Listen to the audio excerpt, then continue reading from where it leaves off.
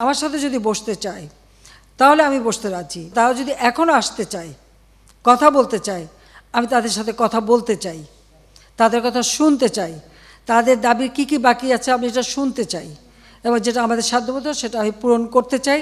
আমি এই সংঘাত চাই না। তারা যদি বসতে চায় আমার সঙ্গে, এই আন্দোলনকারীরা, কোটা আন্দোলনকারীরা, আমি তাদের সাথে বসবো, তাদের কথা শুনবো, তাদের দাবি দেওয়া এ পর্যন্ত যা মেনে নিয়েছে, আরও কিছু আছে কি না সেটা হয়তো শুনতে হবে। এবং আপনাদের সামনে আমি বলতে চাচ্ছি, যেটা দেশবাসীরও জানা উচিত, যে আমি কখনোই আমার দরজা বন্ধ করিনি। গণভবনের দরজা খোলা। যখনই এই আন্দোলনকারীরা কথা বলতে চায়, আলোচনা করে সমাধান করতে চায়, আমি তাদের সাথে নিজেই বসতে রাজি। আমি আবারও বলছি যে আন্দোলনকারীরা যদি আলোচনা করতে চায়, আমি এখনও রাজি। যে কোনো সময় তারা আসতে পারে, আলোচনা করতে পারে, দরকার হলে তাদের গার্জিয়ানদের নিয়েও আসতে পারে। সার্বজনীন পেনশন স্কিম, এটা কিন্তু 2008-এর নির্বাচনী ইস্তাহারে আমাদের ছিল।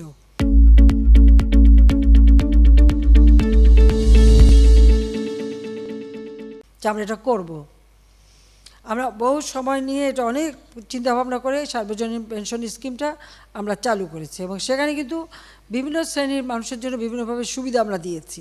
যে বিশ্ববিদ্যালয়, স্বায়ত্তশাসিত প্রতিষ্ঠান এবং প্রজাতন্ত্রের সকল বেতনভোগী কর্মচারীদের ক্ষেত্রে সার্বজনীন পেনশন ব্যবস্থায় অংশগ্রহণের বাধ্যবাধকতা বাতিল করে দিয়েছি, একবারে বাতিল করে দিয়েছি। বিচার বিভাগে যে তদন্ত কমিটি করেছিলাম, আমি কিন্তু কারো দাবির অপেক্ষা রাখিনি, কারণ আমি চাই যারা এর সঙ্গে জড়িত, সে যেই হোক, সে পুলিশই হোক বা অন্য যে কেউ হোক, যারা অস্ত্রধারী, যারা এই ধরনের ঘটনা ঘটায়, তাদের সকলেরই তদন্ত হোক, বিচার হোক। এবং এই যে সমস্ত জ্বালাও পোড়াও সবগুলি, শুধু ঢাকা না, যে কয়টা জায়গায় এই ধরনের ধ্বংসাত্মক কার্যকলাপ হয়েছে সেগুলি যেন তদন্ত করে যথাযথ বিচার হবে। তার জন্য আমি যে জুডিশিয়াল কমিটি করে দিয়েছিলাম, সেটা আরও 2 জন নিয়োগ দিয়ে এটাকে 3 সদস্য বিশিষ্ট আমরা করে তাদের কর্মপরিধিটাও বাড়ালাম, সময়টাও বাড়িয়ে দিলাম, যাতে যথাযথভাবে এটা তদন্ত হয়। আমি চাই যে ধরনের অন্যায় বা হত্যাকাণ্ড যারাই ঘটাক, তারা তো আমার দেশের নাগরিক। সে পুলিশ হোক, একটা শিশু হোক, একটা মানুষ হোক, সে সন্ত্রাসী হোক, ডাকাত হোক বা ছাত্র হোক, যাই হোক, এ দেশের নাগরিক।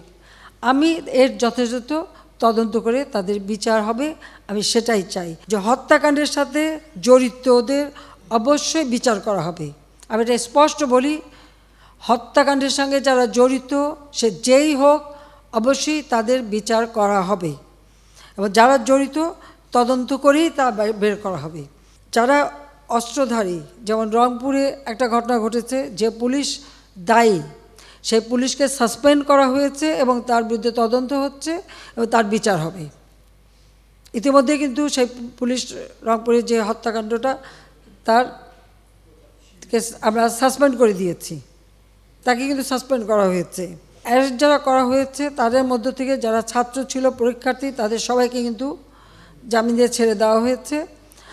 আর সাথে সাথে আমি এটাও নির্দেশ দিয়েছি যে এর ভিতরে যারা নিরীহ আছে তাদের সবাইকে, এবং ছাত্র যারা একেবারে খুনের সাথে জড়িত না বা এই সমস্ত ধ্বংসাত্মক কাজের সাথে জড়িত না, তাদেরকে মুক্তি দেওয়া শুরু করবে, এবং সেটা শুরু হয়ে যাচ্ছে। যারা যারা দোষী ঠিক তাদেরকে চিহ্নিত করে তারা থাকবে, কিন্তু বাকিরা যাতে মুক্তি পায় সে ব্যবস্থাটা কিন্তু আমরা করে দিয়েছি।